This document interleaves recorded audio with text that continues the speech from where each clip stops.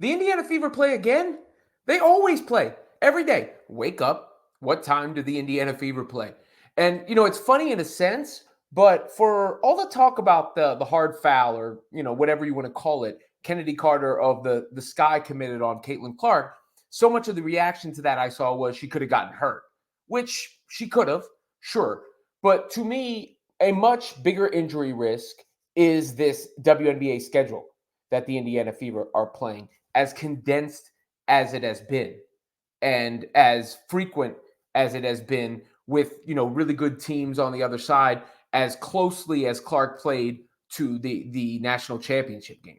Because you got to remember, it's not even been 2 months since Caitlin Clark was playing at Iowa, and now she's already run the gauntlet in the WNBA. Look at this for a second right here. Just look at total number of games. A very, very easy thing to digest, right? Very easy thing to digest. The Connecticut Sun have played 7, the New York Liberty 8, Minnesota Lynx 7, Atlanta Dreams 6, the Las Vegas Aces 6, Seattle Storm 8, Dallas Wings 6, Chicago Sky 7, Phoenix Mercury 8, Los Angeles Sparks 7, Indiana Fever 10, Washington Mystics 8. So the closest number of games a team has played is 8 to the Fever's 10 already.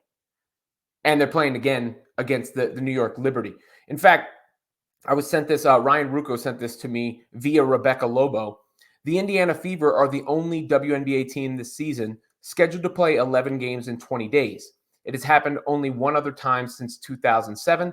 The 2011 Mystics went 1-10 in their similar stretch and finished the season 6-28. I mean, go back to that Aces game. That's a game, you could make the case Clark should have sat in. So, load management, you see it in the NBA. And, I hate it as much as anybody, but it didn't start without people taking things into consideration. Like oftentimes you see somebody sit on the second night of a back-to-back or in 4 games in 5 nights trip, because that strenuous activity on the body can wear it down and a player can get injured. I've had a fight with Caitlin Clark fans about her playing every minute of every game when she's gone out and the other team has gone on a run. But that's going to happen. A player has to sit down. She can't play every minute of every game. And when you go back to it, that fourth quarter against Seattle was a very strange decision from Christy Sides, who has been criticized for a lot, obviously, but she's also been criticized for taking Caitlin Clark out of games.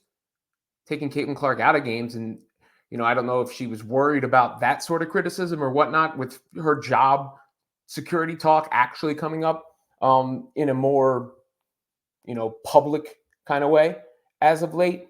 But she didn't sit her at all in the fourth quarter against the Storm. And they were down a bunch in that game late in the fourth quarter. If she was ever going to sit, it would be that. But, eventually the Fever get a break. I think they have a break coming up in their schedule here, which will be huge. They really need that. But yeah, they don't play again until Friday, and then their schedule lightens up a lot.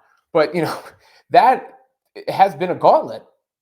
The types of teams they've played, the Aces, the Liberty, the Sun, the number of games in the number of days they've played, and, all the other hysteria got in the way. But I actually think that's probably been more difficult for Caitlin Clark and the Indiana Fever to deal with.